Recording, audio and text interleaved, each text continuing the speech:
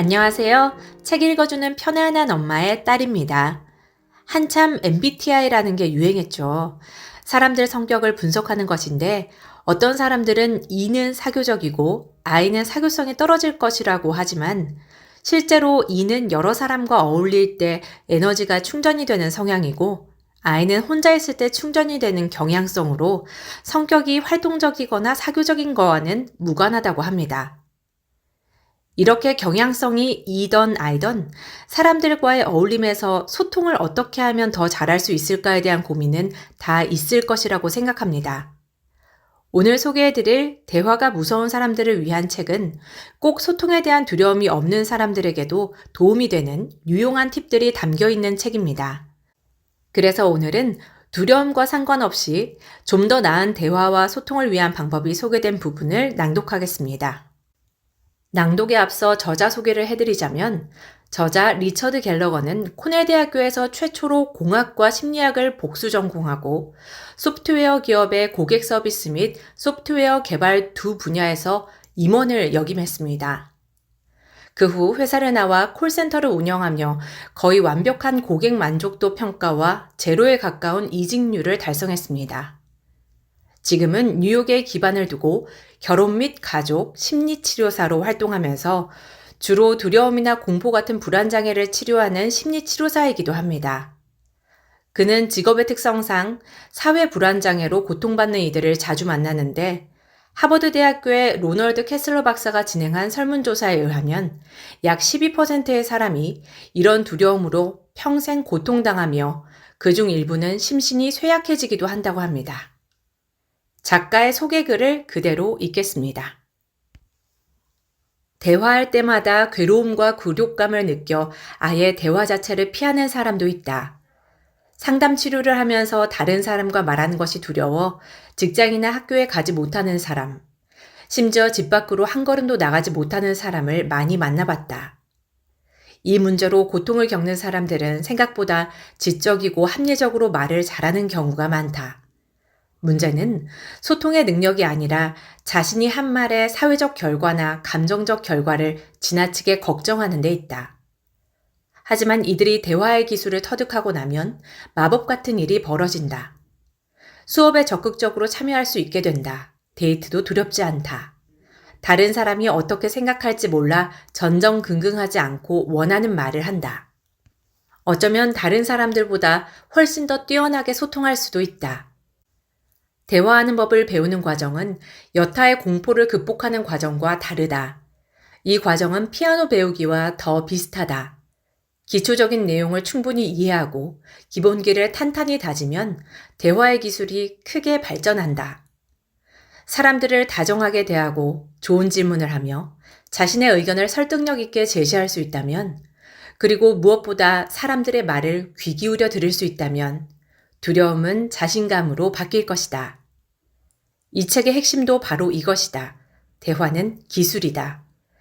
요리책을 보고 빵 굽는 법을 배우듯 대화도 배우고 익힐 수 있는 기술이다. 모든 대화에는 명확한 원칙과 단계가 있고 이는 얼마든지 습득할 수 있다. 이 간단한 기술만 잘 배우고 연습하면 어떤 자리에서든 자신감 있게 대화를 나눌 수 있다. 여러분은 이 책에서 이전에 보지 못했던 대화법을 발견하게 될 것이다. 연속적으로 구성된 각 단계는 누구에게든 적용 가능하다. 인지행동치료 원칙을 토대로 한 점진적 노출법과 명상 방식을 결합한 대화 전략을 통해 대화의 두려움을 생각보다 쉽게 떨쳐낼 수 있다. 다만 사회적 불안 증세가 진행 중이거나 점점 심해진다면 반드시 의학적 도움을 받아야 한다. 이 책은 높은 수준의 스트레스나 잦은 불안 증세로 고통받는 이들을 위한 해결책이 아니며 이런 이들을 위한 치료, 의료행위, 의학적 진단 등의 대체제도 아니다. 만약 그런 증세가 있다면 머뭇거리지 말고 도움을 청해야 한다. 현재 전문가의 도움을 받고 있다면 치료 과정에 이 책을 활용해도 좋은지 전문가와 편하게 논의해 보길 바란다. 한 가지 다행인 점은 사회 불안이나 기타 사회적 공포는 치유되는 비율이 매우 높고 대화의 기술을 배우는 과정이 치료에서 중요한 부분을 차지한다는 사실이다. 나는 상담을 받으러 온 환자들에게 운이 좋다는 말을 종종 한다. 다른 곳에서는 이런 기술을 가르쳐 주지 않기 때문이다. 적절한 기술을 익히면 대화를 두려워할 필요도 불안해할 필요도 없다.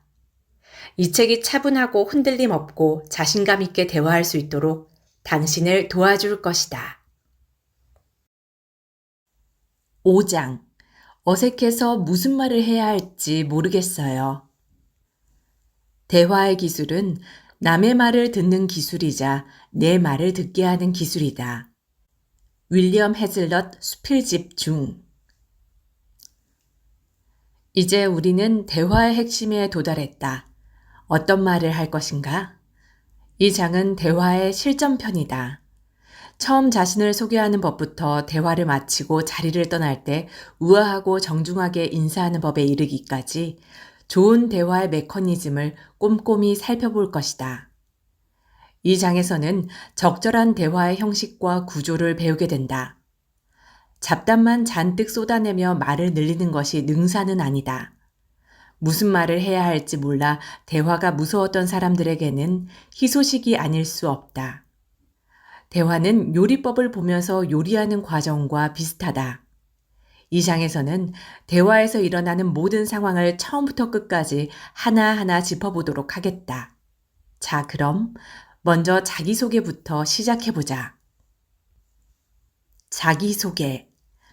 자기소개는 대화를 시작할 때 어색한 분위기를 풀어주는 아주 중요한 요소다. 자기소개를 잘하면 부드럽게 다음 화제로 옮겨갈 수 있고 상대방도 편한 분위기에서 대화를 이어가게 된다. 보통 자기소개는 단순한 형식으로 구성된다. 다음을 살펴보자. 먼저 안녕하세요 라고 인사한 뒤 제 이름은 누구입니다 라고 말하며 자신이 누구인지 밝힌다. 악수해도 괜찮은 자리라면 손을 뻗어 악수를 청한다. 잠시 말과 행동을 멈추고 인사를 받은 상대의 반응을 기다린다. 상대가 이름을 소개하면 상대의 이름을 부르며 확인한다.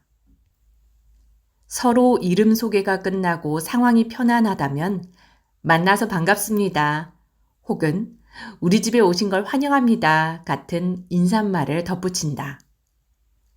인사말을 건넨 후 자신이 하는 일이나 모임에 참석한 이유 등을 짤막하게 덧붙인다. 위 내용을 대화에 적용한 사례다. 안녕하세요. 스티브라고 합니다. 안녕하세요, 스티브. 저는 진아입니다. 암을 극복한 사람들을 위한 비영리 단체에서 일하고 있습니다. 만나서 반갑습니다, 진아. 정말 대단한 일을 하시네요. 존경합니다. 저는 법률회사에서 일하는 변호사입니다. 필요한 모든 인사는 다 나눴다. 단 몇 초 만에 새로운 사람을 환영하고 우호적인 대화 분위기를 조성했다. 다음은 조금 더 제대로 자신을 소개하는 데 도움이 되는 몇 가지 제안이다. 누구를 만나든 처음 몇 초가 중요하다. 몇 초 동안 나눌 긍정적이고 적극적인 인사를 연습해보자. 지금껏 배운 몸짓 언어와 시선 처리법, 악수 예절, 자신감 있게 말하는 법 등을 떠올리며 연습에 적용해보자. 상대와 유대감을 돈독히 하려면 상대의 이름을 최대한 많이 불러주는 것이 좋다. 상대가 밝힌 이름을 정확히 불러주어야 한다. 로버트라고 이름을 밝혔다면 그 사람의 이름은 밥이 아니라 로버트다. 자신을 존스 박사라고 소개했다면 존스 박사라고 불러주어야 한다. 연습해보기. 자신에게 자기소개하기. 아래 정보를 담고 있는 15초짜리 자기소개를 준비해보자. 이름, 직업이나 모임에서 맡은 일, 국적이나 고향 등 새로 만난 사람과 공유할 수 있는 정보. 거울을 보고 혼자 해도 좋고 가족 앞에서 연습해도 좋다. 위 정보를 담고 있는 짧은 인사말이 자연스럽고 편안하게 느껴질 때까지 반복해서 연습하라. 충분히 연습했다면 머릿속에 주머니를 하나 만들어 잘 넣어두고 미래에 열릴 새로운 모임이나 행사 자리에서 꺼내 사용하자. 다른 사람을 소개하는 법. 소개에는 자기소개만 있는 것이 아니다. 대화를 하다가 다른 사람을 소개하는 방법 역시 반드시 익혀두어야 할 중요한 기술이다. 모임에 누군가를 동반해 참석했거나 지금 대화하고 있는 사람에게 다른 누군가를 소개해야 할 때 이런 상황이 발생한다.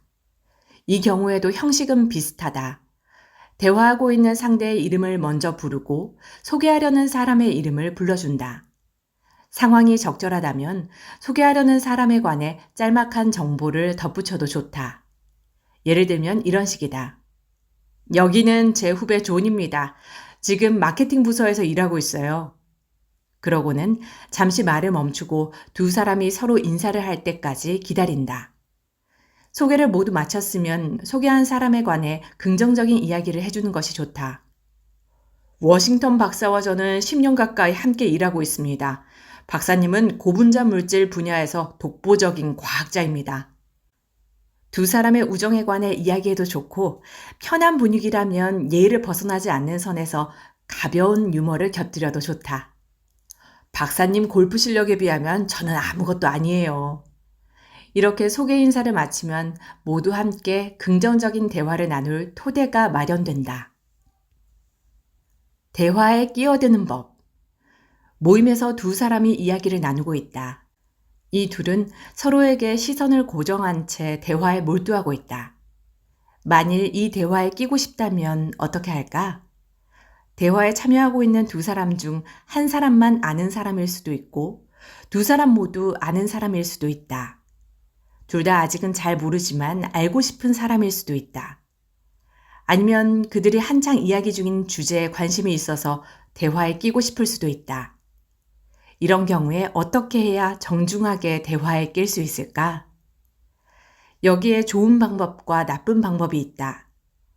나쁜 방법은 모두가 짐작하는 것처럼 마치 음식을 노리는 파리처럼 두 사람 주위를 호시탐탐 맴돌다가 둘 중 누군가와 눈이 마주친 순간 불쑥 끼어드는 것이다.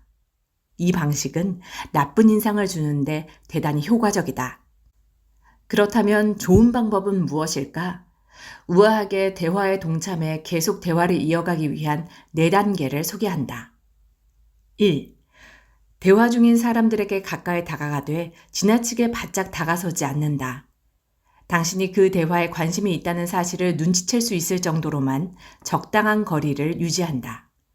두 사람의 영역을 침범할 정도로 가까이 다가가는 것은 금물이다. 그 다음엔 긴장을 풀고 미소를 유지하면서 대화 중인 사람과 눈이 마주치면 가볍게 고개를 끄덕인다. 대화에 관심은 있지만 굳이 억지로 끼지는 않겠노라는 암묵적인 신호다. 2. 사람들의 몸짓 언어를 읽어라. 대화에 끼고 싶다고 모든 대화에 낄 수 있는 것은 아니다. 대화를 나누던 이들이 당신을 반갑게 맞아줄 수도 있지만 그렇지 않을 수도 있다. 둘은 20년 동안이나 만나지 못했다가 방금 만나 회포를 푸는 중일지도 모른다. 두 사람이 당신에게 어떤 반응을 보이는지 조용히 관찰해보자. 만약 그들의 몸짓 언어가 안녕하세요, 거기 계셨군요. 잠시 뒤 같이 대화해요. 라는 신호를 보내고 있다면 끼어들기 좋은 시점이 올 때까지 기다린다. 하지만 그들이 배타적인 반응을 보인다면 지금 서로에게 매우 집중하고 있어 다른 사람의 방해를 받고 싶지 않다는 신호로 해석해야 한다. 3. 끼어들 시점을 살펴본다. 두 사람의 대화를 들으며 우아하게 끼어들 시점을 파악해야 한다. 이때 2가지 신호를 보면 된다. 하나는 화제 삼던 이야기가 끝나 대화가 잠시 중단된 시점이고 또 다른 하나는 당신을 대화에 참여하게 하고 싶어 일부러 말을 멈춘 시점이다. 누군가의 말을 끊고 불쑥 끼어들거나 한창 이야기하고 있는 두 사람에게 바짝 다가서서는 안 된다. 일단 대화가 중단되고 당신에게 관심을 기울일 때까지 기다려야 한다. 어떤 신호도 감지되지 않는다면 지금 당장은 당신을 대화에 참여시키고 싶지 않다고 봐야 한다. 이때는 미소를 잃지 말고 고개를 가볍게 끄덕이고 자리를 이동한다. 4. 인간관계나 대화 주제에서 연결고리를 찾으라. 대화에 참여하게 되었다면 대화의 흐름과 이어지고 사람들의 관심을 끌 만한 좋은 후크를 찾아보자. 대화를 나누는 사람들이 모두 아는 사람이라면 인사를 건네며 자연스럽게 관계를 보여준다. 가령 이런 식으로 말이다. 여기서 만나니까 정말 반가워. 요즘 어떻게 지냈어? 두 사람 모두와 초면이지만 두 사람이 나누는 대화 주제에 관심이 있다면 화제와 관련된 말로 대화를 시작한다. 품질 관리에 관해 말씀 나누시는 걸 들었습니다. 저도 모르게 두 분 말씀에 귀를 기울이게 되는군요. 품질 관리는 요즘 제 가장 큰 관심사거든요.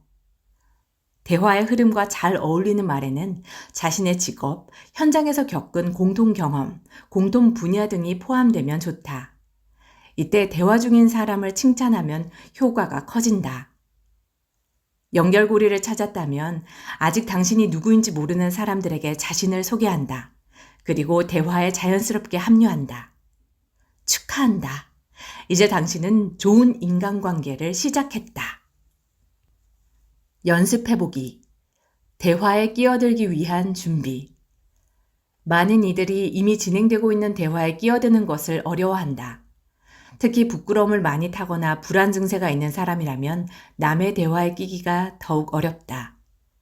다른 사람의 대화에 조금 더 편하게 끼어들고 싶다면 편하게 말문을 열 수 있는 몇 가지 문장들을 생각해 두자. 아래 소개하는 예를 참조하라. X에 관해 말씀 중이시더군요. 저도 X에 정말 관심이 큽니다. 안녕하세요. 수잔이라고 합니다. 얼마 전 이 동네로 이사 왔어요. 함께 대화해도 괜찮을까요? 배지를 보니 캔자스 출신이시군요. 이 지방에는 무슨 일로 오셨나요?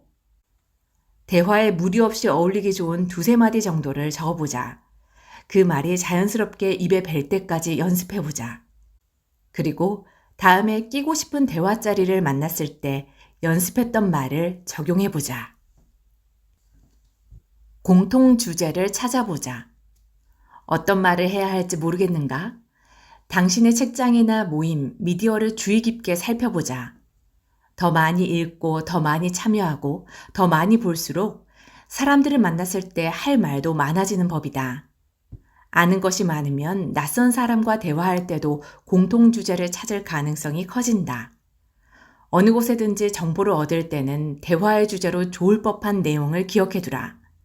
이런 지식이 직장 생활이나 취미 활동, 사회 생활에서 만나는 사람들에게 어떤 흥미를 끌어낼 수 있을지 생각해보라.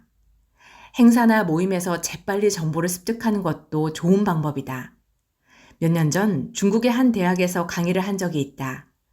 아내와 나는 중국으로 가기 전 중국의 고사성어와 문화를 공부했다. 우리를 초빙한 주최 측은 이런 우리의 노력에 무척 고마워했다. 새로운 사람을 만날 때는 적은 노력이 큰 보상으로 돌아올 때도 덜어 있다. 대화를 쉽게 풀어나가는 팁. 대화를 더욱 매끄럽게 이어나갈 수 있는 팁을 소개한다. 상대에게 칭찬할 부분이 있는지 찾아보라. 퉁명스럽고 심드렁한 태도보다는 조금이라도 진정성 있게 칭찬할 때 대화에 능숙한 사람으로 보인다. 자기 모습을 솔직하게 드러내고 늘 친절한 태도를 유지하라. 조금 더 대담하고 확고한 어투를 사용하면 진정성과 신뢰감을 동시에 보여줄 수 있다. 누군가와의 대화가 두렵고 긴장된다면 한 박자 천천히 얼굴엔 미소를 호흡은 깊게 라는 문장을 명심하라. 이것만 해도 다른 사람들이 보기에 한결 편안해 보인다. 대화를 독점하지 않는 방법.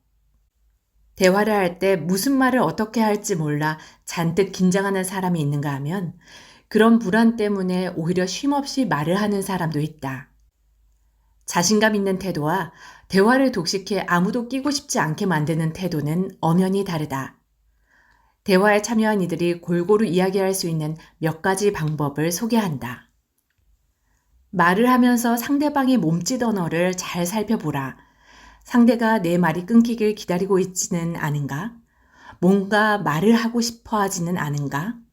아니면 내 이야기에 흥미를 잃지는 않았는가? 상대의 반응을 살펴가며 말을 이을지 끊을지 판단하자.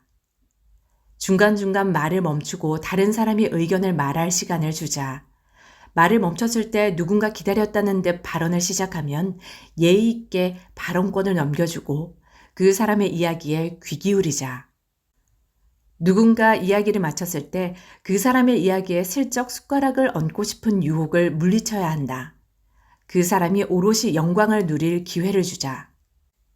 다른 이야기가 용인되는 분위기라면 앞서 나온 주제와 관련된 이야기를 꺼내도 괜찮다.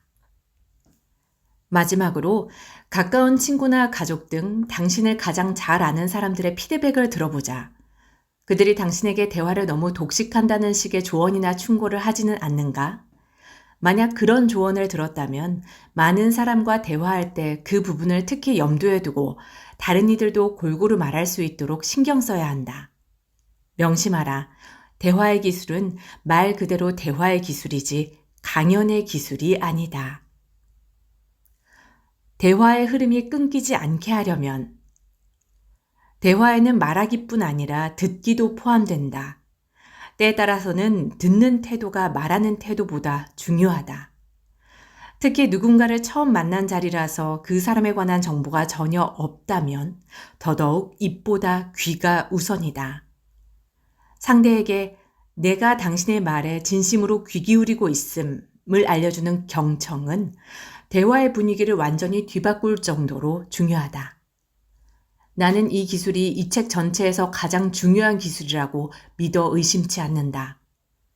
상대방으로 하여금 누군가 자신의 말을 진심으로 듣고 공감한다고 생각하게 해주는 방법을 안다면 누구보다 대화에 뛰어난 사람이 될 것이다.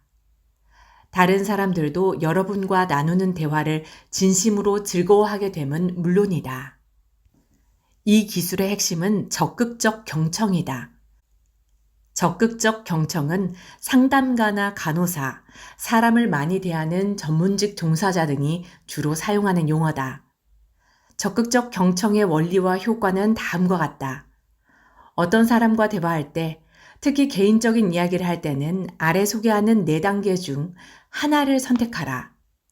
자신의 수준에 가장 잘 맞는다고 생각되는 단계를 고르면 된다. 그 다음 적절한 단어를 고르고 상대가 어떤 말을 하든 자신감 있게 공감하며 반응하라. 1. 바꿔 말하기. 바꿔 말하기는 단순하고 기계적이며 활용하기 쉽다. 단순히 다른 사람이 한 말을 자신의 언어로 바꾸어 말하는 방법이기 때문이다. 예시를 살펴보자. 상대. 얼마 전 회사에서 부서장으로 승진했습니다. 나. 축하합니다. 정말 대단한 자리로 승진하셨네요. 상대. 제 딸이 아찔한 교통사고를 당했어요. 나. 저런, 따님이 끔찍한 일을 겪으셨군요. 상대. 아이 넷을 키우다 보면 정말 벅찰 때가 있어요. 나. 물론입니다. 내 아이라니 말만 들어도 무거운 책임감이 느껴지네요.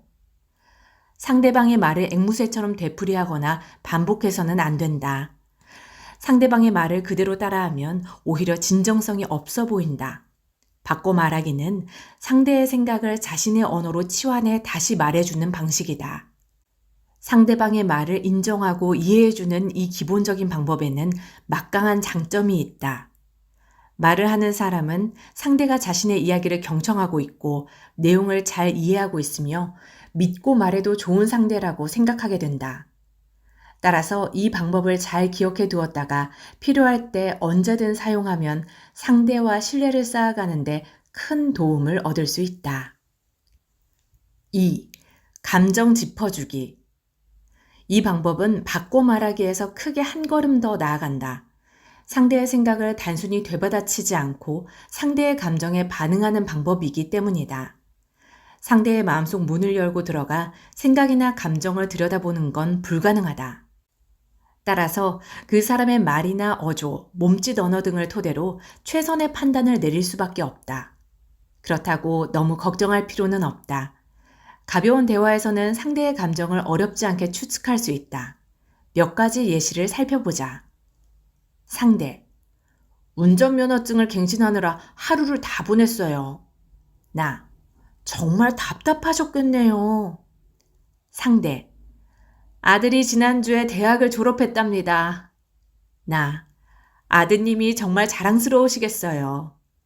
상대.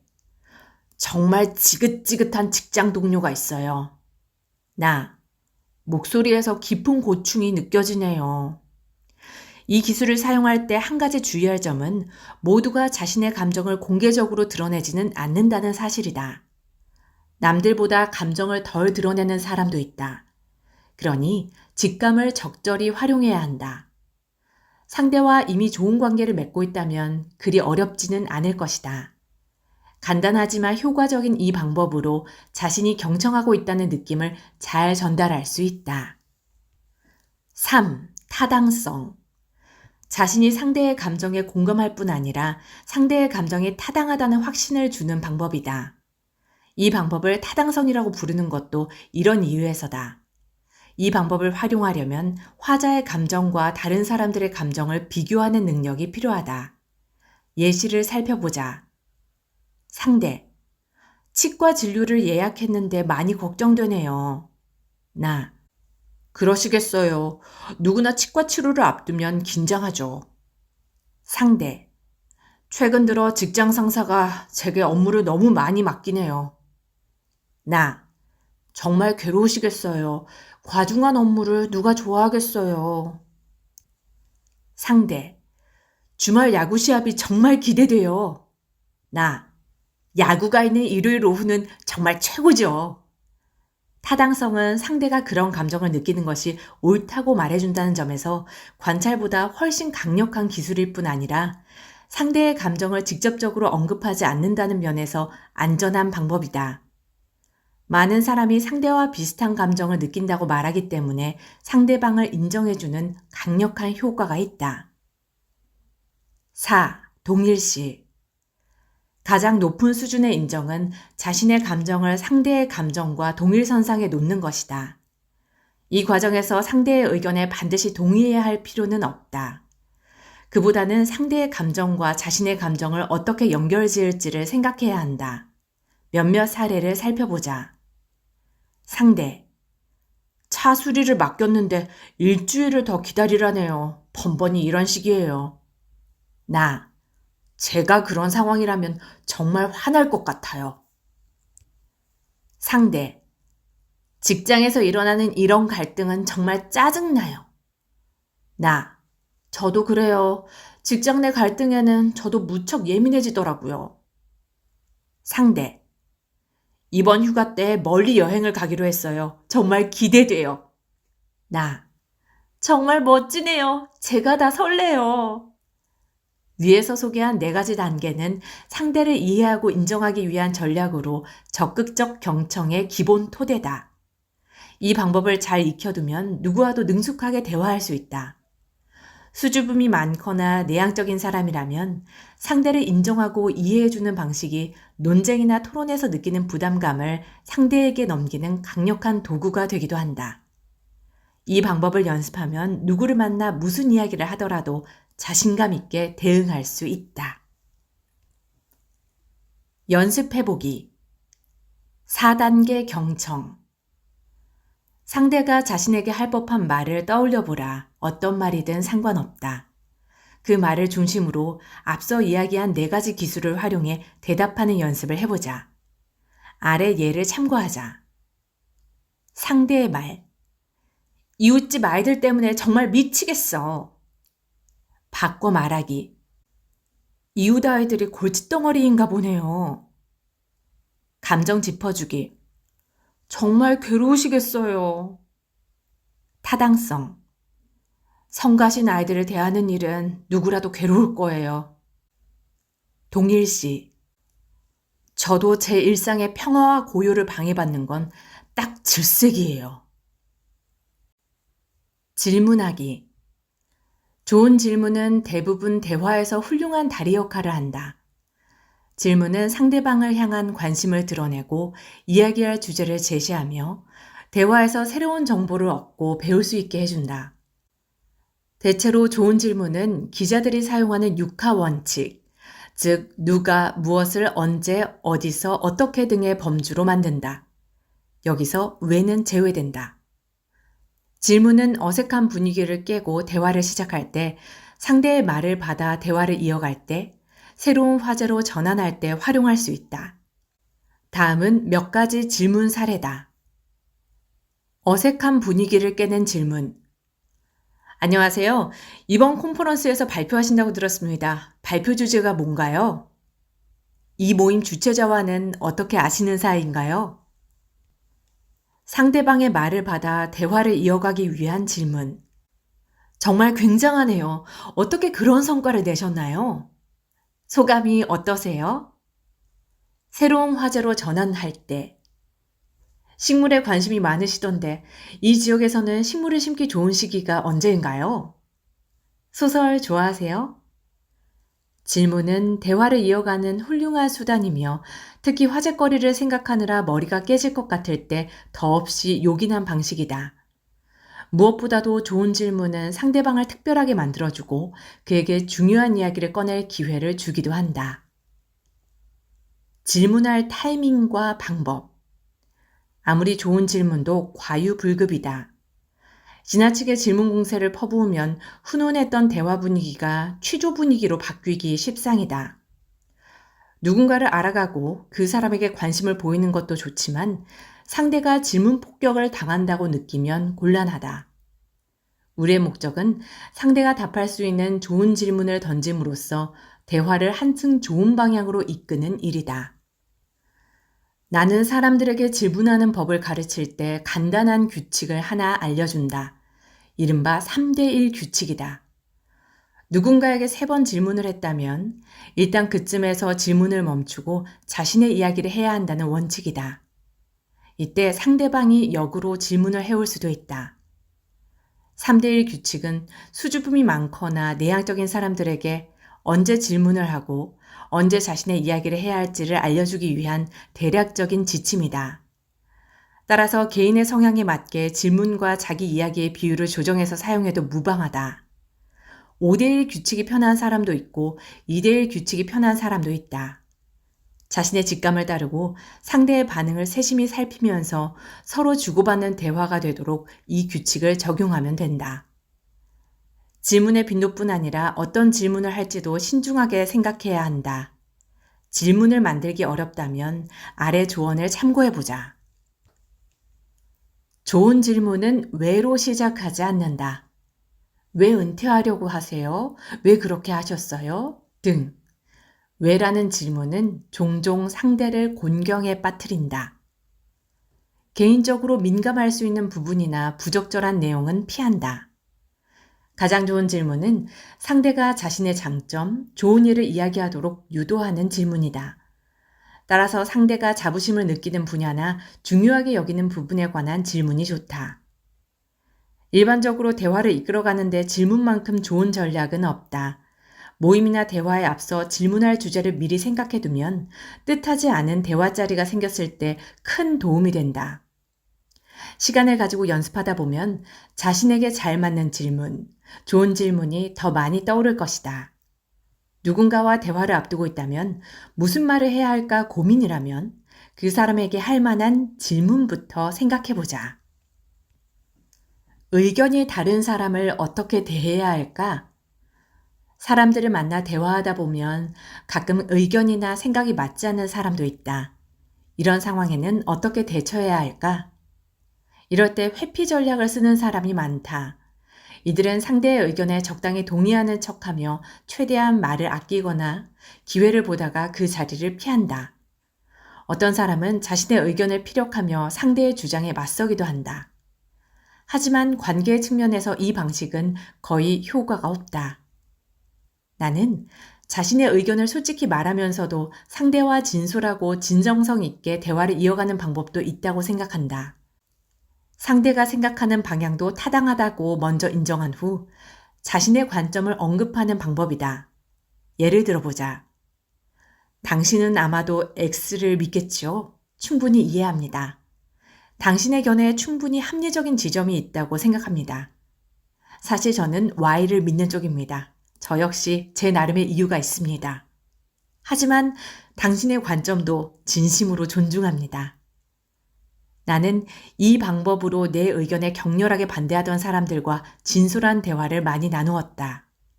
만약 소통의 기술에도 노벨상이 있다면 그 상은 자신의 의견에 반대하는 사람을 인정하는 법을 발견한 사람에게 돌아갈 것이다. 계획이 통하지 않는 대화를 위한 전략. 많은 사람이 대화를 무서워하는 이유는 이야기가 안 좋은 주제로 빠지거나 어색한 침묵에 빠지거나 대화가 불편하게 마무리될지도 모른다는 걱정 때문이다. 사실 조금만 대비만 한다면 얼마든지 이런 상황도 당신이 원하는 대로 이끌어갈 수 있다. 지금부터 소개하는 몇 가지 전략을 염두에 두자. 이야기가 안 좋은 주제로 빠질 때, 당신은 무심결에 한 말인데 상대가 강력하게 반대 의견을 펼칠 때가 있다. 상대방이 사회적 이슈 또는 정치 문제에 과도하게 몰입해 흥분할 때도 있다. 이럴 땐 어떻게 하면 좋을까? 이 상황에서 가장 좋은 전략은 상대의 의견을 있는 그대로 인정하는 방법이다. 그 사람이 아무리 잘못된 말을 하는 듯 보이더라도 반박하지 말고 상대의 의견을 인정한 뒤 다시 원래 주제로 이야기를 끌어와야 한다. 부끄러움을 많이 타는 사람의 경우 미묘한 몸짓 언어나 무반응이 오히려 상대를 대화의 궤도에서 더 멀리 벗어나게 만들기도 한다. 일단 상대에게 왜 그런 말을 하게 되었는지 이해한다는 점을 분명하게 표현하고 좋은 구실을 만들어 그 주제에서 벗어나야 한다. 어색한 침묵에 빠질 때, 대화의 흐름이 끊기고 정적이 감돌 때 가장 필요한 전략은 미소와 느긋한 태도다. 긴 침묵을 즐기는 여유를 가지라. 대화를 이어가는 것은 당신의 책임이기도 하지만 상대의 책임이기도 하다. 대화가 끊기고 자연스럽게 소강 상태에 접어들었다면 조급해하지 말고 다음 주제가 자연스럽게 나올 때까지 쉼을 가져라. 대화가 불편하게 끝났을 때, 당신이 한 말 때문에 누군가 불쾌한 감정을 느낄 수도 있다. 가령 당신의 신념과 상대의 신념이 충돌할 수도 있고, 대화 상대가 당신의 친구를 아주 싫어할 수도 있다. 이럴 땐 어떤 해결책이 있을까? 상황을 수습하려 들지 말라. 어쩔 수 없다. 상황을 억지로 수습하려 노력하기보다는 최대한 정중한 태도와 상대에 대한 존중을 보여주라. 누군가에게 상처를 주었다면 사과하라. 상황이 차분히 가라앉고 당신의 그 정중한 태도가 받아들여지길 바라는 것 외에 다른 방법은 없다. 대화의 흐름을 조율하는 몇 가지 팁. 대화가 점점 산으로 갈 때 하고 싶은 말을 할 수 있는 분위기로 재빨리 흐름을 바꾸는 방법이 있다. 연결고리를 찾으라. 다른 사람이 하는 말과 자신이 말하고 싶은 주제 사이의 연결고리를 찾아 두 대화를 잇는 장치로 활용하라. 예를 들면 이렇다. 맞아요. 그 정치인 정말 짜증나죠. 아시다시피 저도 사람들이 공적인 자리에서 어떻게 말하는지에 관심이 많거든요. 제가 본 어떤 연설은 의도를 정확히 밝혀라. 대화 주제를 바꾸고 싶다는 의도를 표현하라. 예를 들어 이렇게 말해보라. 좋은 지적입니다. 괜찮으시다면 주제를 바꿔 다른 의견도 듣고 싶군요. 잠시 쉬라. 계속 대화하고 싶은데 지금 오가는 주제로는 별로 말을 하고 싶지 않다면 가벼운 음식을 먹으면서 대화 주제와 분위기가 새롭게 환기되기를 기다리라. 대화에서 우아하게 도망치는 법. 많은 사람이 즐겁지 않은 대화자리를 벗어나고 싶어 하면서도 막상 떠나기를 주저한다. 이번에는 재치 있게 대화자리를 뜰 수 있는 전략을 소개한다. 특히 누군가 대화를 독점해 지나치게 말을 많이 할 때 내가 가장 즐겨 사용하는 전략은 이른바 인정하며 끝내기다. 방법은 이렇다. 일단 상대의 말을 들어준다. 그러다 상대가 마지막 말을 마쳤을 때 적극적으로 그 사람의 발언을 인정해주라. 그 다음 자신의 차례가 되었을 때 이 대화를 나누게 되어 얼마나 좋았는지 이야기하고 실례하겠다고 말한 뒤 자리를 뜨면 된다. 이런 식으로 말이다. 그 점에 있어서는 정말 당신 말에 동의합니다. 이 문제를 함께 이야기할 수 있어서 무척 즐거웠습니다. 그럼 저는 행사가 시작되기 전에 제 자리로 가봐야겠습니다. 좋은 대화 감사합니다. 좋은 저녁 보내시길 바랍니다. 나는 개인적으로 이런 방법을 매우 자주 사용했고, 실제로 이렇게 말했을 때 대부분 상대도 만족스럽게 대화를 끝냈다. 왜 그럴까? 사람들은 안절부절 못하거나 우물쭈물하거나 말을 거의 하지 않는 사람을 보면 저 사람이 대화를 그만두고 싶어 한다고 생각한다. 하지만 적극적으로 자신의 의견에 공감해주는 태도는 대화를 끝내고 싶어 하는 사람의 모습과는 전혀 다르며 대화 자리를 떠나도 우아하게 퇴장했다는 느낌을 준다. 우아한 퇴장을 위한 몇 가지 팁을 더 소개한다. 미소가 동반된 알맞은 구실은 대단히 효과적이다. 다른 누군가와 인사를 해야 한다거나 개인적 용무를 봐야 한다거나 이만 돌아가야 할 시간이라는 말 모두 효과적이다. 친절하지만 단호하게 말한 뒤 그 자리를 떠나라. 사람들은 마지막 말을 기억한다. 따라서 대화에서 마지막으로 남기는 말은 긍정적이어야 한다. 거짓말을 할 필요는 없다. 정말 멋진 대화였다고 말하지 않아도 된다. 그저 감사의 인사와 함께 좋은 시간 보내길 바란다는 말이면 충분하다. 제시한 전략이 통하지 않는다면 가끔은 화장실 핑계도 괜찮다. 연습해보기. 최악의 시나리오. 실제 생활에서 불편한 대화를 나누어야 하는 자리는 정말 무섭다.